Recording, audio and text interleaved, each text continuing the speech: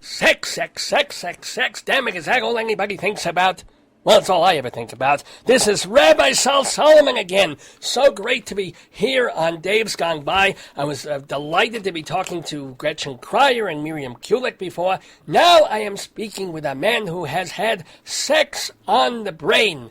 Not to mention certain other parts of his body. He has written a show about this, about his sexual addiction.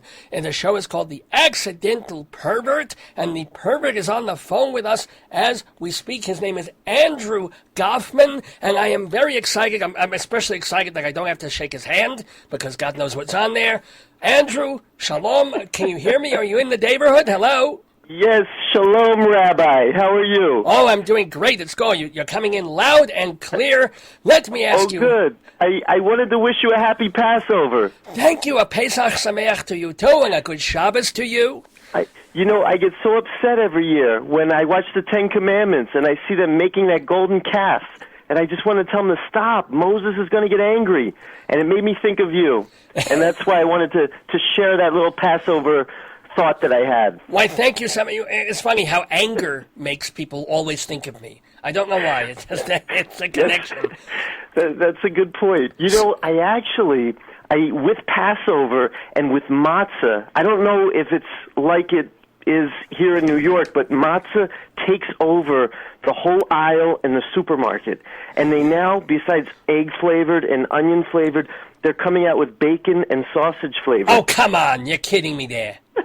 No, now you're kidding. Take it over. Bacon-flavored matzah. In fact, you know what I did for you? Because I knew I was going to talk to you? What? I have a preview of a new song that's coming out for a new commercial for matzah. Oh, may we hear? Please share it with us, Andrew Goffman. Yeah. Okay. Now this is it's going to be on MTV. So maybe I should have probably said that first. Matzah Television. Here we go. Yes. Matzah Television. Yeah. It goes like this. I don't have a beat or any music right now, but it starts out, since the ancient times when Moses was around, and he led the people to the promised land, the land of milk, the land of honey. They ate the matzah 'cause it tasted yummy. And now it's back in the stores. Check it out. It could be yours. Yours, Rabbi. But to make sure your matzah is divine, don't forget to look for the kosher sign. Huh. That's wow. Did I lose you? So no. I just realized now that you're no longer addicted to sex. You're addicted to caffeine. That's pretty obvious right there. And matzah, of course. Please, my intestines right now. I have poop locked up in me for the past 5.5 days. I'm like, if I have to leave in the middle of this interview, it's not personal. It's just that the toilet is 100 feet away and I'll need it. Your colon's not blocked. Oh. You know, that happens sometimes. It gets like twisted. And speaking of twisted, you can have some prunes. It'll help. Now, let me ask you, Andrew Goffman, since you are an expert, what is your definition of a pervert?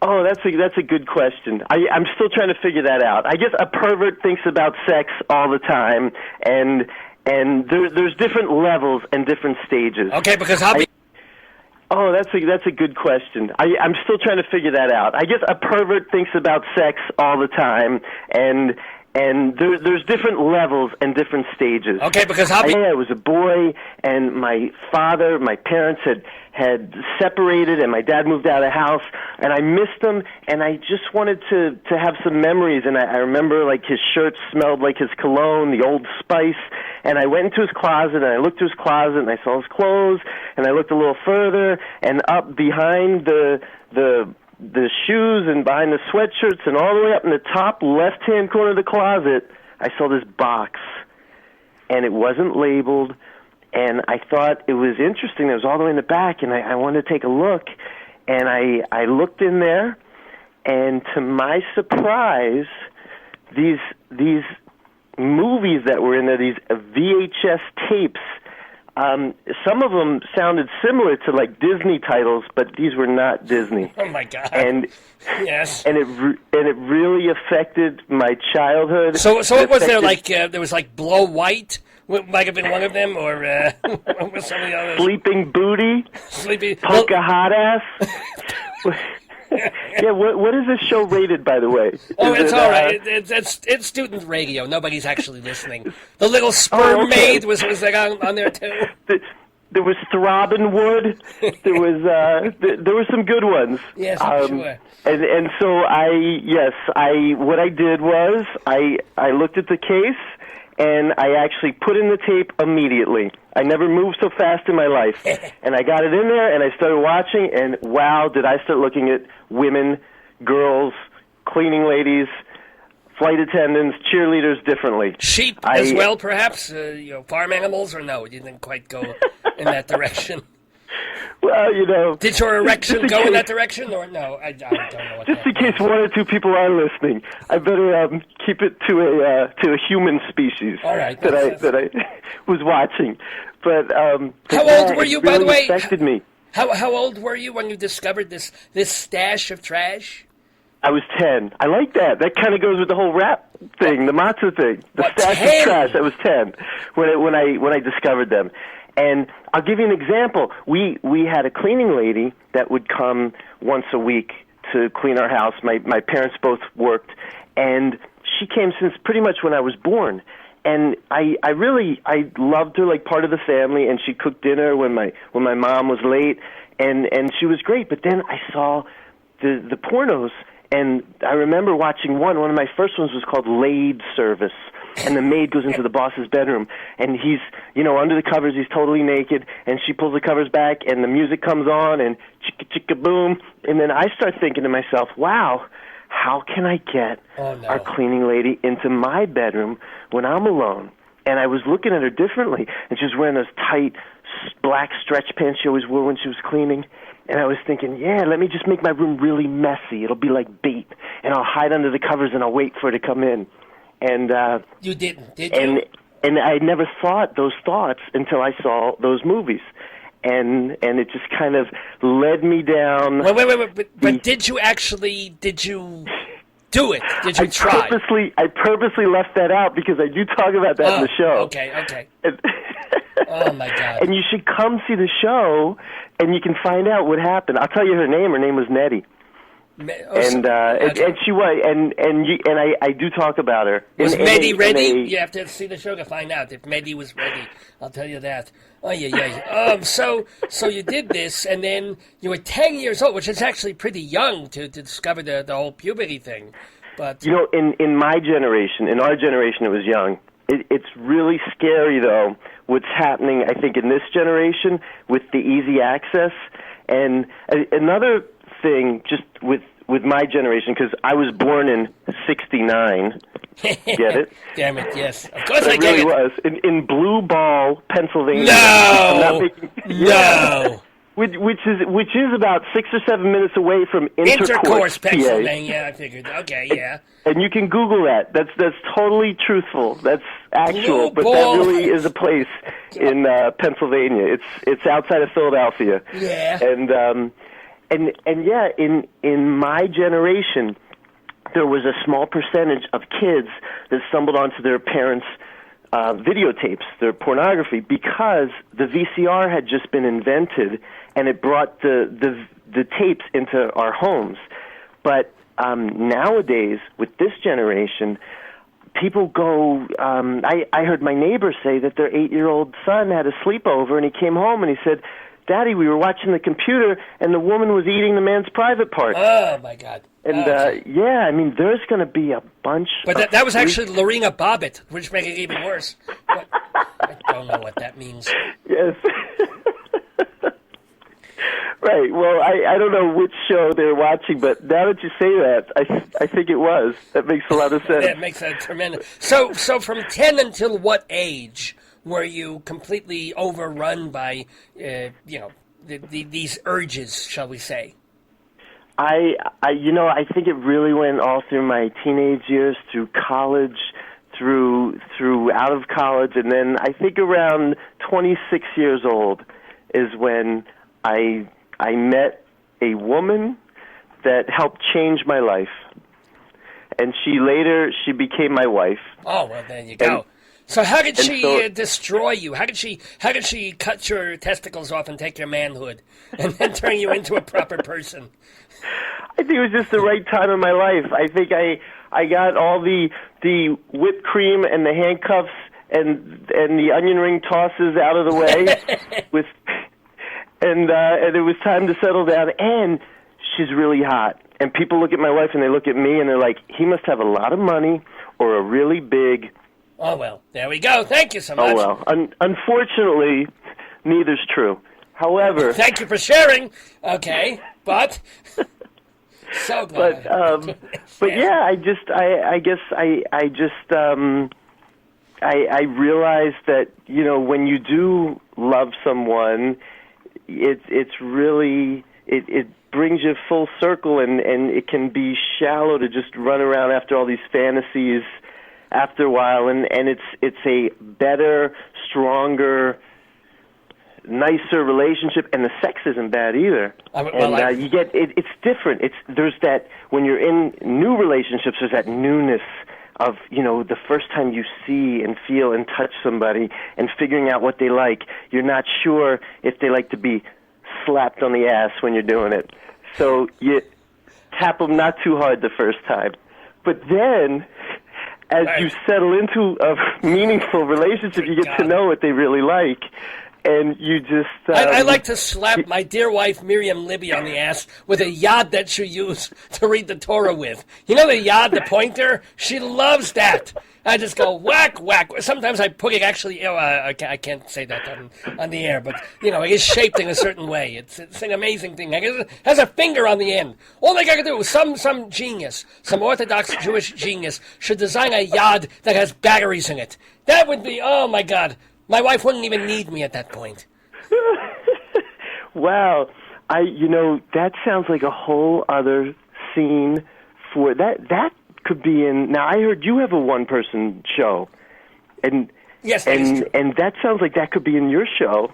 That sounds perfect. I picture that scene, and I really... Well, yeah, you've I heard don't of... know. It leaves me speechless. We're thinking of a sequel as we speak, and you've heard of Shmuley Boteach's Kosher Sex? We're thinking in terms of, like, Glatt Kosher Nookie as maybe the title. We'll just do the whole show about sex. Oh, man. But let me... I hadn't heard of that. I had just heard of jiu-jitsu, which I thought was Jewish martial arts. Oh, thank you, man. Am I going to need a rim shot? Am I going to have to play a rim shot with you? Not a rim job, but a rim shot. Am I going to need that with you for crying out loud? I'll get it ready. I don't know. I'll try to stay away from the rim shots. Well, I guess you are. But yeah. No, but let me ask you this, though. Okay, so you've got a beautiful, adorable, gorgeous wife, and if you have naked pictures, please do send them to my email. But sure. Sure, thank you. No, but still, so much of media is sexualized, the commercials, the magazines, so that you don't even have to go to specific pornography in order to be bombarded with sexualized images of perfectualized women. So, how do you not get sucked back, you should pardon the expression, sucked back in to the world that you are in when it's surrounding you? Yeah, that is a good question. You just got to keep yourself really busy and just perform and do your show every night. That doesn't leave you any time to do anything else. Plus, my wife and I, we now have a child, and so that takes up a lot of time as well. And sometimes we have the mother-in-law over, and believe me, you don't want to get caught. It's bad enough, as a kid, try not to get caught by your mom or your dad watching this stuff and doing a little extracurricular activity. Could you imagine if you get caught instead of by your mother, but your mother-in-law? How do you explain that? Oh, my God. So there's no time, even if I wanted to. That was on an episode of Curb Your Enthusiasm, if you remember that. Oh, was it? Larry David was helping, what's his name? His agent friend is in the hospital, and he wants to hide the pornography from his wife. So he goes to his friend's house, and he's trying to move everything, but the schmuck that Larry David is, he wants to check out what the tapes are. He starts watching just when the Holocaust-era parents come in, of his friend. And he's like, hey, I'm just watching TV. He has that moment. Wow. Anywho, I have to see that. Somebody just told me there's a really good skit on Jon Stewart now about the difference between Passover and Easter, and I have to look at that one too. But that's good to know. We're talking, by the way, with Andrew Goffman, who is the actor and writer of a show called The Accidental Pervert at the 13th Street Theater. Let me ask you about sex in general, because that is such an interesting topic there. Do you think that... Okay, sure. The problem with doing it doggy style is by the time you're done, your belly button smells like your partner's asshole. Oh, God! That wasn't my question! No? All right, I'm sorry. I jumped the gun. But, what was your question? Doesn't matter. We're going to be canceled after this episode. No, but I thought... oh, my God. It's college. This is college rated. Yes, and the provost is listening, for crying out loud. And what's weird is I've come close to the provost and smelled his belly button. And I hate to tell you, but now I know what he does at night. Oh, my God.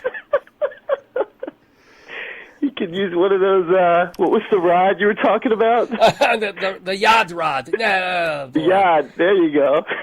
You can use the yard. Wait, let me do this. Hold on. Here we go. Oh, why is that playing? Why is that still, why is my iTunes still on? That shouldn't be on there. I ruined that moment because I was so distracted. Here's our rim shot, by the way.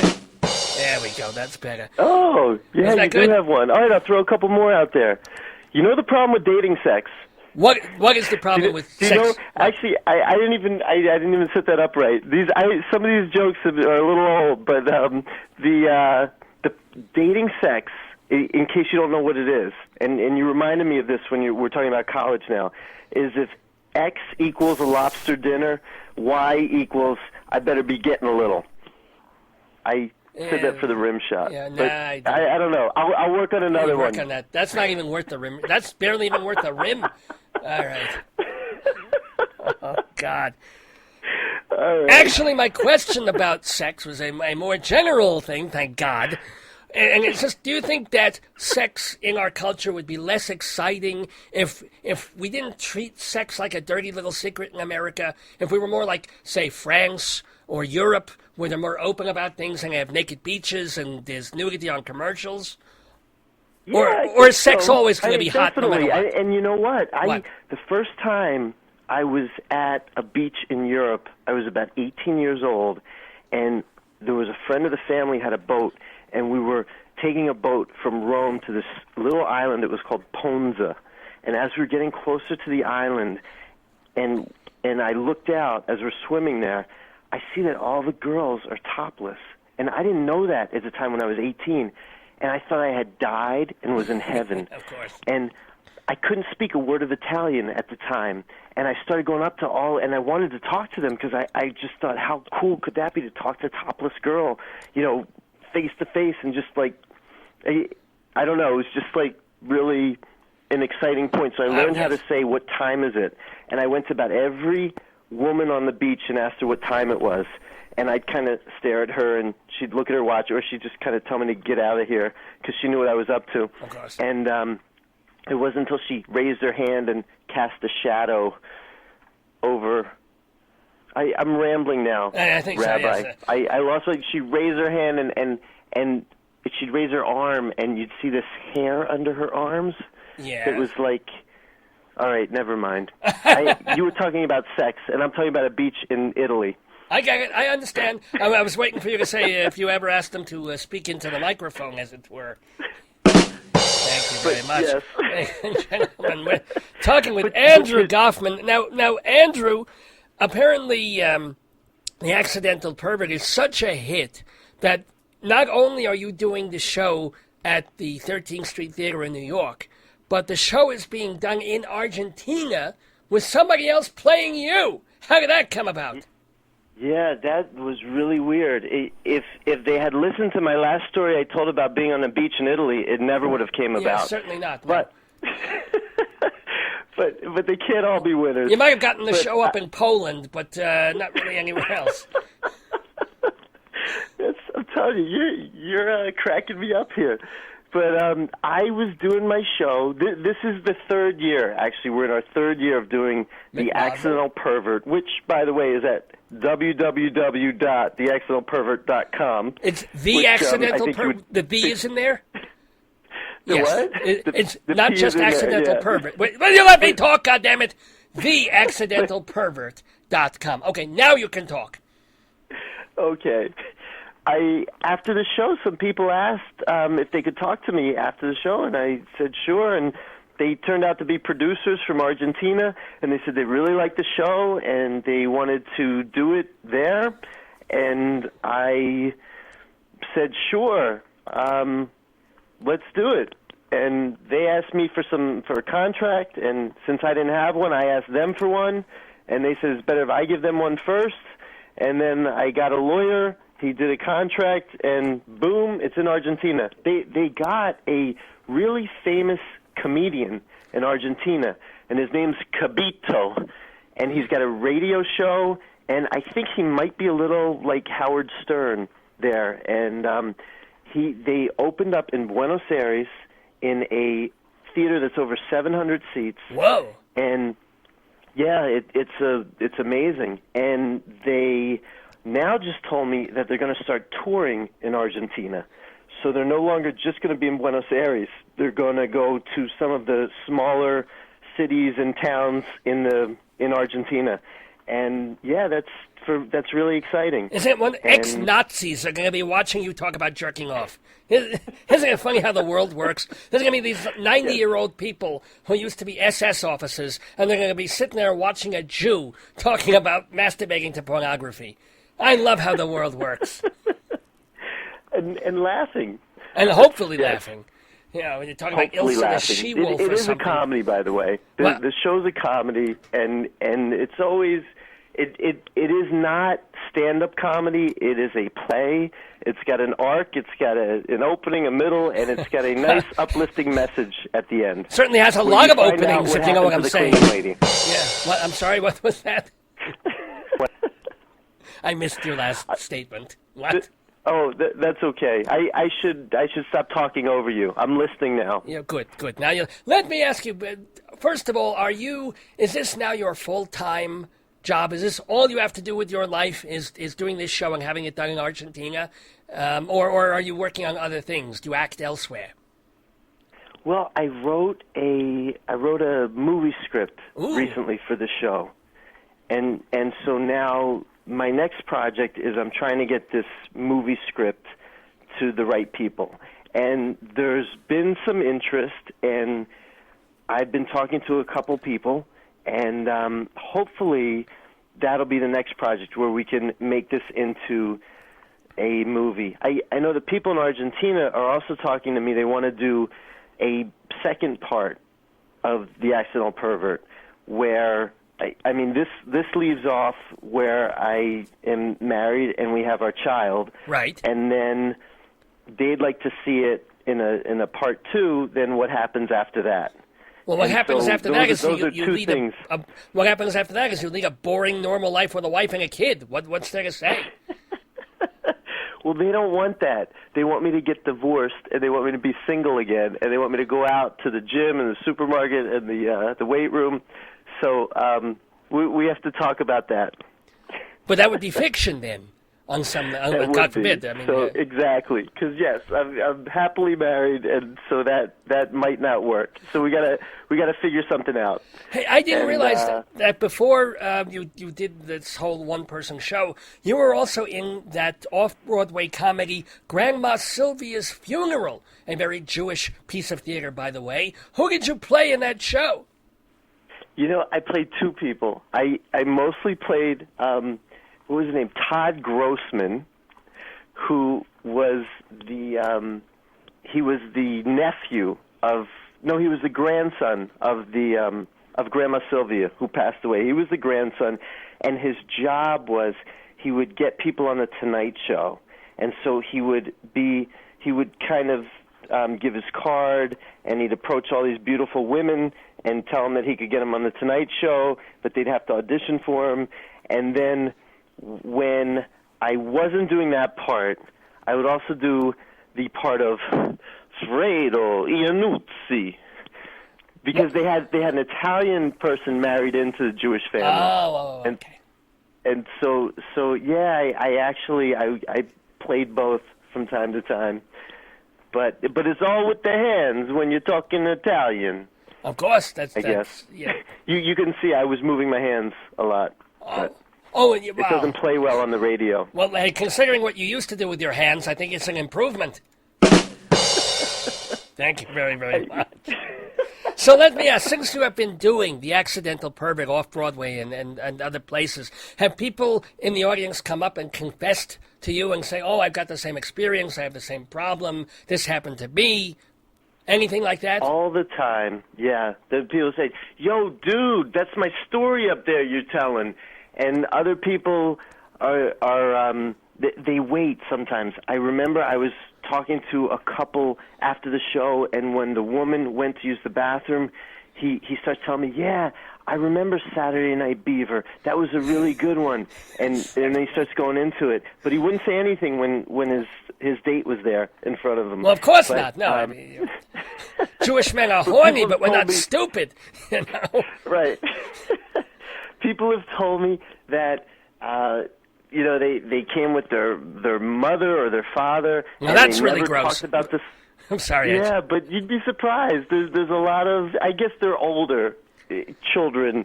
They're not kids anymore, but they're adult children, and they'd come and they'd say, we never talked about any of this stuff, and it was so good to see your show because then afterwards we had dinner and we ended up talking about where I found my dad's collection, and I remember taking them out and then hiding them back in the exact same place, just how they left them, right at the same spot on the tape, so they'd never know.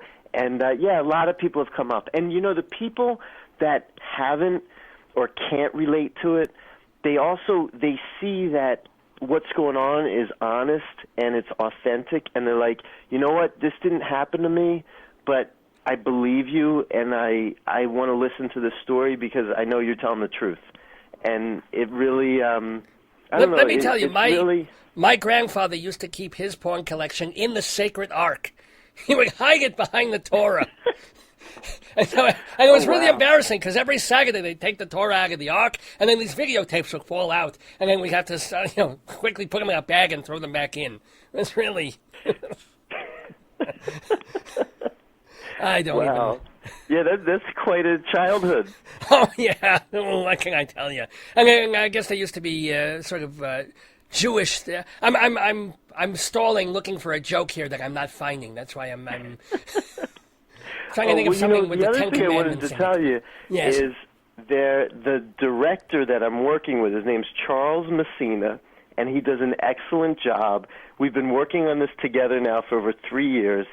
He also does the lighting and sound, and there are about, it seems like 820 cues during the show between the lights changing and the sound effects, and he does a great job, and we're really happy at the 13th Street Theater, which is a very old theater that's been around forever. There was a person that used to do a one-man show there called Brother Theodore. Oh, of course. Him? Oh, I loved Brother Theodore. He was genius. So that's the same theater where Brother Theodore was out. There's another show there. It's called Line, which they say has been the longest off-Broadway show. It's been running for over 35 years. Right, Israel Horowitz's Line. That's right. It's at the 13th Street Theater. Yes. Yeah. And so it's really nice. It's a great part of town, and it's been a lot of fun. And is what's her name still running that? I'm sorry, I'm forgetting her name. It's not Ellen Stewart. It's what's the woman who founded 13th Street? Edith O'Hara, right? O'Hara, yes. Edith is there. She's 96. Oh my God. She's there every day, and I see her when I go into the theater. She's very nice. She's in the lobby, and she has other people help her out. She doesn't, of course, run as much as she used to. I think Sandra Nordgren is she sort of running the place now? Yeah, Sandra is. Yeah, do you know Sandra? I've never met her, but email and we've traded porn together. It's kind of hot. And what the sick part is that they're naked pictures of Edith. I didn't know that. I'm going to ask her next time I'm there because maybe we could trade some. Well, anyway. Anyway, no, you don't do that anymore. No. Don't want to get you started. I tried to catch myself, but it was too late. It's out there. No, I mean, just we could talk about the old ones. Oh, there we go. Yeah. As Dr. Drew would say, it's you start one, it's like alcoholism. You have one drink, and then suddenly, oi. You look at one naked woman, and then 10 minutes later, oh, God, you're putting your fist in places you can't even imagine. Except I just imagined them. Oi, Gewalt. I wonder if Edith O'Hara is still flexible. Oh, my God. I can't believe I just... Yes, but yes, Edith is there. They're building a high-rise hotel right next door, and when we first moved in there in July of 2011, there was a big hole in the ground right next to the theater, and now it's at least like 30 stories up above the theater. Oh, my God. And, yeah. So let me ask, as you said, you were working with Charles Messina on this, and I know that you were doing this show even before 3 years ago. So how did you get it to be an off-Broadway show? How did it go from being something that you were workshopping, reading, doing here and there? How did it become a real, actual produced show? I applied for a festival, and it was in 2005, and I hadn't really finished the script yet. And I got into the festival, and I panicked a little because I wasn't done with the script or with the show, and I had about a month and a half until the festival would be there. And so I remember asking a friend of mine, her name's Andrea Reese, and she does a one-person show called Cirque de Jacqueline, and she looks just like Jackie Kennedy, and she does a great job. And I asked her, what she suggests, and she's like, I work with Charles Messina. He's my director. He's great. Go talk to him, which I did, and we hit it off. And then we did the festival, which was only a couple of shows, and then I ran this show for a month at the Triad Theater on the Upper West Side, and I did about 8 shows there. And then I wanted to rework it because it needed some work, and the theater was booked up. And so I went back and I rewrote some parts, and I made it, which I think is much stronger now. And then I got involved in some other projects, and Charles got involved, and a couple years passed. And then I finally said, back in 2009, that I first told myself I never really gave this a chance, and I really want to try it again. And I wanted to give it a run, so I called Charles, and we rehearsed it, and then we started out at the Players Theater down on McDougal next to Bleecker Street, and we were there for a year and a half. And then when our time or the contract ran out there, we moved over to 13th Street. And, I don't know. Did I answer the question, or am I rambling again? No, an excellent. No, it was rambling, but it was a good kind of rambling. If you know what I'm saying. It was, by the way, and this is kind of, when you mentioned that woman's name, a bell went off in my head, which is annoying because it gives me a headache. But Andrea Reese was actually a guest on Dave's Gone By back in 2008 when she was doing Cirque Jacqueline off Broadway. So it's such a small world that we live in. Isn't it amazing?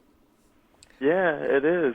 Yep. Yeah, So- I haven't talked to her in the last couple months, but yeah, she's great. And and if you have any naked pictures of her, please send those to my email as well. That'd be or Jacqueline Kennedy. Either one would be happy to see naked pictures of those. Well, her husband JFK in Dallas, he went topless. Wow, he would have fit in on those beaches in Italy. Exactly. Well, that little horrible assassination joke there. Just thought I'd throw that in. Ladies and gentlemen, it's 12:05 in the afternoon. We've been talking to the delightful Andrew Goffman about his show, The Accidental Pervert. It is at the 13th Street Theater Friday and Saturday nights at 7 o'clock. The 13th Street Theater is 50 West 13th Street, right between 5th and 6th Avenue, I believe. If you want more information about the show, I assume yes, we did the website thing. It's theaccidentalpervert.com. Remember to put the in there. And before I let you go, Andrew, let me ask you, because you have also done a bit of stand-up comedy. Is that true? Yes, I have. You'd never Although know you it by can't what you've tell said from here today, but no, what? Sorry. I don't know if you can tell from our interview today, but yes, I have done some stand-up. So what were the best and worst experiences that you had as a stand-up comedian? Let's see. The best was when this woman had just got a new pierced nipple, Oy. and she was dying to show everybody.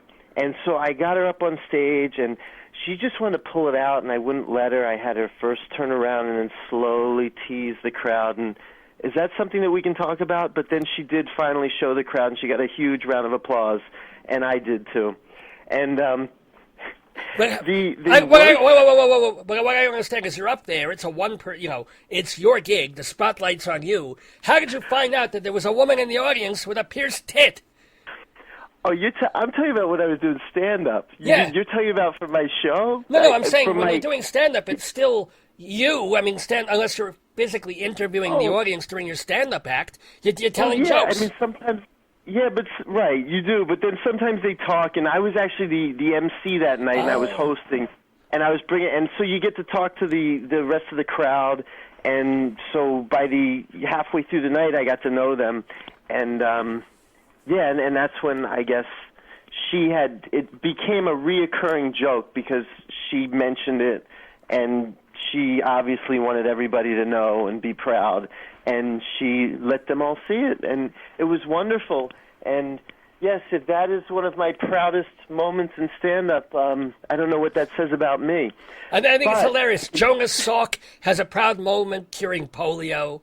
Steven Spielberg has a proud moment when he releases Schindler's List and E.T. You have a proud moment when you get a woman on stage to show her pierced nipple to a bunch of drunken people like a comedy fan. Oh, you're so proud.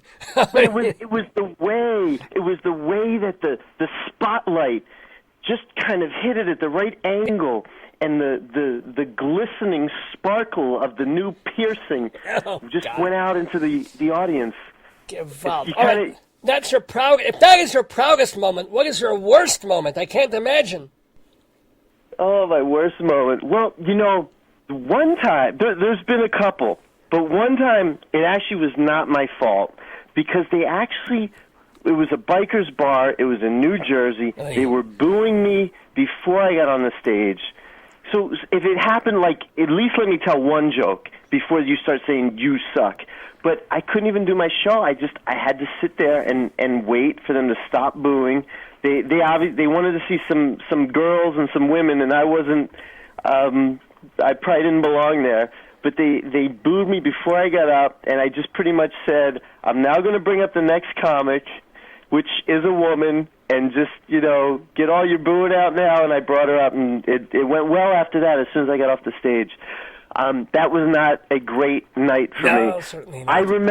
I remember getting hit once with a spitball in my forehead when I was in it was about the 300-seat room. It was packed, and it stuck to my forehead, and I didn't know it was probably only a minute or two, but it seemed like afterwards it was a lot longer, and that was not a great moment. People have thrown... One time I got ice thrown at me. They were taking it out of their drinks, or somebody took it out of their drinks and threw ice at me. That was not one of my proud moments either. And it was just drunken. I mean, it's not as if you make a jokey insult at them and they threw... You weren't even talking to them. You weren't even talking about them. Right? Right, exactly. But I was at a club and a fight broke out. Somebody got stabbed, which, it wasn't me, but it was a shame to see that. And I'll tell you what, though, it's really, there's nothing like getting up there and killing and just being in that rhythm, and everybody loves it, and it's really a great experience. And that's why I did the stand-up. I really loved it, and you kind of have to go through all those miserable experiences to to be able to get up there and keep going. Let me tell you something. When I was doing my show, Shalom Dammit, an evening with Rabbi Sol Solomon in New York, and we did our first show on a Tuesday afternoon, if you can imagine, a Tuesday matinee. So the only people in the audience were either family, friends who weren't really friends anymore, and the indigent and dead. Pretty much. That's what you get on a Tuesday matinee. And we're just figuring out the show and trying to get it. It was like pulling teeth half the time. It's like, oh, they don't like me, they hate me, they're quiet, they're not laughing. Within the next 27 hours, we make a couple of little changes, nothing huge. We cut a scene. The next night, you would think it was a whole different show. You would think I brought in Fiddler on the Roof. I don't know what happens, but you can be doing the same material, the same thing, in the same place, with the same, technical stuff. And one night, you're sitting there and you just, the flop sweat is pouring out of you, and the poop is pouring out of your backside. Next night, you wish, you could take the audience home and feed them, and in your case, have sex with them. It's just one of those weird things about show business. Exactly. And speaking of Fiddle on the Roof, yes. Fiddler on the Roof, did you ever hear of Diddle Her on the Roof? Is that really a movie? Is there really a Diddle Her on the Roof?